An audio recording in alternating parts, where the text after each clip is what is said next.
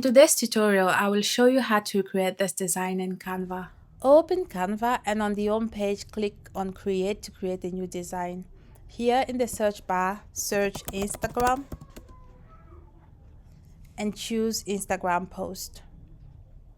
Let's start by adding a background to the page. I love using grainy gradient backgrounds, and the good thing is that there are plenty of them in the Canva Elements library. So let's hop over to the Elements tab and in the search bar type grainy gradient. What we're interested in here is photos, so click See All right next to photos. As I said, there are so many nice options to choose from, but I'm going to stick to the one I used in the video posted on social media, which is this one. Click on it to add it to the page. To give a vertical orientation, use the rotation tool and rotate it. Using the corner handles, resize it to fill the entire page, and that's the background done. Select it and click on the lock icon to lock it in place while we work on the other elements. Next up, let's add an image of the subject. Again, there are lots of images to choose from if you search in the Elements library for a keyword like women, for example. But I'm going to go for the same image as in the original design. I had previously starred that image. In case you don't know how to star elements, just click on the three dots and then click the star. To find start elements, go to Projects, then Folders. You'll see them in the Start folder. Scroll through to find the image. Here is the one that I want to use. Then click on it to add it to the page. Now use the BG remover tool to remove the background. Use the side handles to resize it and position it in the top left hand side of the page. The next step is blending the image with the background. Head over to Apps and search for Image Blender. It's this one. Click on it to open it. For this, choose the radial blend option. Then use these handles to adjust the blend effect until you're happy with the result. I also like to reduce the strength slightly for a more seamless look. When you're done, click Save to apply the effect. Now use the side handles to increase the size of the image and fine-tune the position. And for a more seamless look, go to Transparency and make the image more transparent.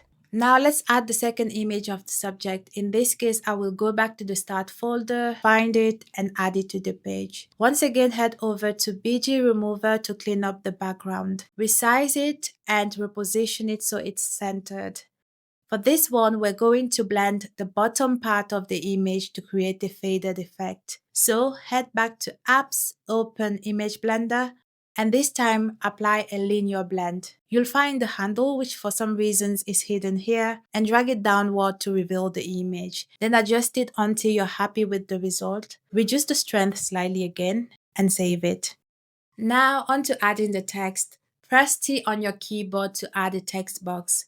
Edit the text, resize it to make it bigger, then change the font if you'd like. To do that, go to Font, pick from the list or type the name here to search and select it. Change the text color by clicking here and choosing a color you like. Resize again if needed and position it so it's centered.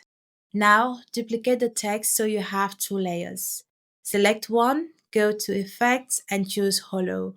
Decrease the stroke size until you get a look you like, then drag and drop it on top of the other text layer. Next, go to Position, then Layers, and drag the image layer so it sits between the two text layers. That's how you get this outline text effect.